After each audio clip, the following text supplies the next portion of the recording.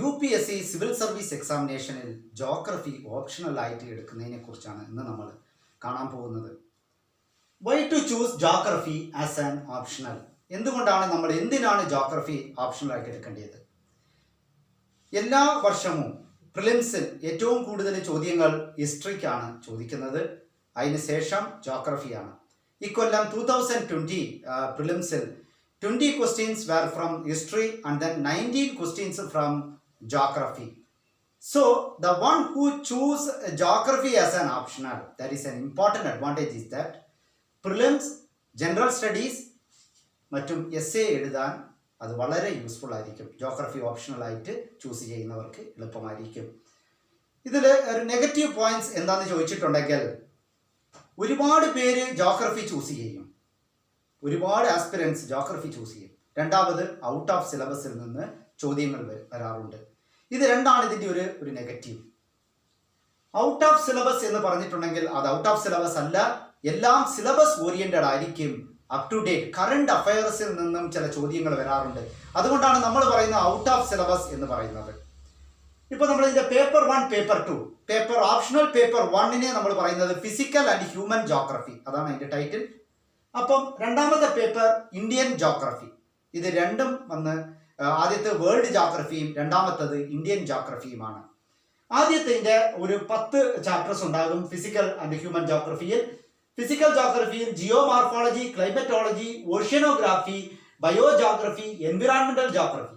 Human ജോഗ്രഫിയിൽ perspectives of human geography, economic, population, regional planning, theories and laws. ഇതാണ് syllabus. അപ്പൊ ഈ syllabus നമ്മൾ കാണുമ്പോൾ ഇതിനകത്ത് നമ്മൾ എന്താണ് മനസ്സിലാക്കേണ്ടത്? ചിലതൊക്കെ എല്ലാം കോൺസെപ്റ്റുകൾ ആണ്, basic concepts and theories. Theories എന്ന് പറഞ്ഞിട്ടുണ്ടെങ്കിൽ നമ്മൾ മാൾത്തൂസിയൻ തിയറി, കാർൽ മാർക്സിന്റെ തിയറികളൊക്കെയാണ് സാധാരണ ചോദിക്കാറുള്ളത്, അതാണ് സിലബസ്. അപ്പം ഇത് അത്രയ്ക്കൊരു ഡിഫിക്കൽട്ട് അല്ല. ഈ കോൺസെപ്റ്റുകളൊന്നും മാറ്റങ്ങൾ ഉണ്ടാകാറില്ല, പക്ഷെ അതിനകത്ത് ചില recent discoveries, scientific discoveries, inventions, ഇതൊക്കെ നമ്മൾ അപ്ഡേറ്റ് ചെയ്യണം. അടുത്തത് Indian geography, second paper, optional paper, Indian geography. Indian geography completely it is about India, the natural vegetation of India, climate of India, agriculture, transport and communication, trade, physical features, ഇതിനെക്കുറിച്ചൊക്കെയാണ്. അത് നമ്മൾ സ്കൂളുകളിൽ നമ്മുടെ സിലബസിൽ പഠിക്കാറുണ്ട് ഇതൊക്കെ.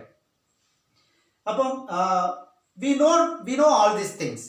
So, in one way or the other way we know everything. നമുക്കെല്ലാം പരിചയമുള്ള ഒരു സബ്ജക്റ്റാണ്, അതുകൊണ്ടാണ് എല്ലാവരും ഇത് ചൂസ് ചെയ്യുന്നത്. പിന്നെ ഹിസ്റ്ററിനെ പോലെ അല്ലെങ്കിൽ പബ്ലിക് അഡ്മിനിസ്ട്രേഷൻ, പൊളിറ്റിക്കൽ സയൻസിനെ പോലെ ഒരുപാട് ആർട്ടിക്കിൾസ് ബൈഹാർട്ട് ചെയ്യേണ്ട, പേഴ്സണാലിറ്റീസിന്റെ നെയിംസ്, ഡേറ്റ്സ്, ഈവൻസ്, ഇതൊന്നും നമ്മൾ ബൈഹാർട്ട് ചെയ്യേണ്ട ആവശ്യമില്ല. ഇതിൽ കോൺസെപ്റ്റ് മനസ്സിലാക്കി we can write on your own words. But when we write geography, the 3 things are very important. First thing, map. Your answers should be accompanied with a map. രണ്ടാമത്തത് diagram. ഇത് വലിയൊരു artistic ആയിട്ടുണ്ടാവണമെന്ന് ഞാൻ പറയുന്നില്ല, അത്യാവശ്യമായിട്ടൊരു മാപ്പ് വരയാൻ പഠിച്ചിരിക്കണം. രണ്ടാമത് diagram, ഒരു സാമാന്യം വൃത്തിയുള്ള ഒരു ഡയഗ്രാം ആയിരിക്കണം. it should support, your diagram should support your answer, your map should support your answer. ഇതാണ് ഏറ്റവും പ്രധാനമായത്, ഇതാണ്. അതേപോലെ third, current events. For example അർബനൈസേഷനെ കുറിച്ച് ചോദിക്കുവാണെങ്കിൽ, ക്ലൈമറ്റിനെ കുറിച്ച് ചോദിക്കുവാണെങ്കിൽ, റീസെന്റ് ആയിട്ടുള്ള അപ്ഡേറ്റ്സ് നിങ്ങൾ അതിൽ മെൻഷൻ ചെയ്യണം നിങ്ങളുടെ ക്വസ്റ്റ്യനിൽ. നിങ്ങളുടെ ആൻസർ എഴുതാൻ നേരത്തെ റീസെന്റ് ആയിട്ടുള്ള ഇത് 3 നിങ്ങൾ ശ്രദ്ധിക്കേണ്ടതാണ്. ഈ 3 നിങ്ങളുടെ ആൻസറിനെ മറ്റുള്ളവരിൽ നിന്ന് വ്യത്യസ്തമാക്കുന്നത്. ഇത് 3ലും നിങ്ങൾ കോൺസെൻട്രേറ്റ് ചെയ്യണം. ഇതിൽ നിങ്ങൾ കോൺസെൻട്രേറ്റ് ചെയ്തില്ലെങ്കിൽ തീർച്ചയായിട്ടും ജോഗ്രഫി എടുക്കാതിരിക്കുന്നതാണ് നല്ലതെന്ന് ഞാൻ പറയും. എക്സാമിനേഴ്സ് അക്സെപ്റ്റ് ചെയ്യുന്നതാണ് ഈ കാര്യങ്ങൾ, then only they will accept it. അപ്പം ഇതിനുള്ള ഇപ്പൊ സോഴ്സസ് ആണ് നമ്മൾ കാണാൻ പോകുന്നത്, ഇമ്പോർട്ടന്റ് ആയ സോഴ്സസ്. ഇപ്പൊ ഞാൻ മാപ്പിനെ കുറിച്ച് പറഞ്ഞിരുന്നത്, മാപ്പ് എന്ന് പറഞ്ഞിട്ടുണ്ടെങ്കിൽ ഫോർ എക്സാമ്പിൾ ഇപ്പൊ തിരുവനന്തപുരത്തിനെ കുറിച്ചായിരിക്കും നിങ്ങൾ എക്സാമ്പിൾ തരുന്നത്. നിങ്ങൾ ഇതിൽ എക്സാമ്പിൾ തരണം ജോഗ്രഫിയിൽ, ഒരുപാട് എക്സാമ്പിൾസ്. ഇതിലൊരു കാര്യം എന്താണെന്ന് ചോദിച്ചിട്ടുണ്ടെങ്കിൽ, നിങ്ങൾ ഫിസിയോ ജോഗ്രഫി, ഹ്യൂമൻ ജോഗ്രഫി, ഇത് രണ്ടും ഒരു വേൾഡ് ജോഗ്രഫി കണക്റ്റഡ് ആണ്. രണ്ടാമത്തെ പേപ്പർ ഇന്ത്യൻ ജോഗ്രഫിയാണ്. നിങ്ങൾ ഫസ്റ്റ് പേപ്പറിൽ ഇന്ത്യൻ ജോഗ്രഫിനെ കുറിച്ച് വേൾഡ് ജോഗ്രഫി എഴുതാൻ നേരത്ത് ഇന്ത്യൻ ജോഗ്രഫിയിൽ എക്സാമ്പിൾസ് തരുമോ, അല്ലെങ്കിൽ ഇന്ത്യൻ ജോഗ്രഫി എഴുതാൻ നേരത്ത് വേൾഡ് ജോഗ്രഫിയിൽ എക്സാമ്പിൾസ് തരുന്നത് അവോയ്ഡ് ചെയ്യുക. അതിനോട് റിലേറ്റ് ആയിട്ടുള്ള കാര്യങ്ങൾ മാത്രം നിങ്ങൾ എക്സാമ്പിൾസ് ആയിട്ട് തരിക. So diagram is very must. Diagram, map, and then current updates. The fourth one, എന്താണ് എക്സാമ്പിൾസ്. ഇത് നാലും നിങ്ങളുടെ ആൻസറിൽ സപ്പോർട്ടീവ് ആയിട്ട് ഉണ്ടായിരിക്കണം. എന്നാൽ മാത്രമേ നിങ്ങൾക്ക് ഇതിൽ വിജയിക്കാൻ കഴിയുള്ളൂ. ഇപ്പോൾ നമ്മൾ സോഴ്സസ് നോക്കാം. Sources NCERT books. NCERT books 6th standard to 12th standard is very important. അത് വായിച്ച് കഴിഞ്ഞിട്ടാണ് നിങ്ങൾ സബ്ജക്റ്റ് ബുക്കിലേക്ക് പോകാവുള്ളത്. അതിൽ നിന്ന് ഒരുപാട് ഇൻഫർമേഷൻസ് നിങ്ങൾക്ക് ലഭിക്കും. അടുത്തത് ഫസ്റ്റ് ഫിസിയോ ജോഗ്രഫി. അതിന് സവീന്ദ്ര സിംഗിന്റെ പുസ്തകം വളരെ ഹെൽപ്ഫുൾ ആയിരിക്കും. രണ്ടാമത് ഹ്യൂമൻ ജോഗ്രഫിക്ക് GC ലിയോങ്ങിന്റെ പുസ്തകവും ഇന്ത്യൻ ജോഗ്രഫിക്ക് ഡോക്ടർ കുള്ളർ.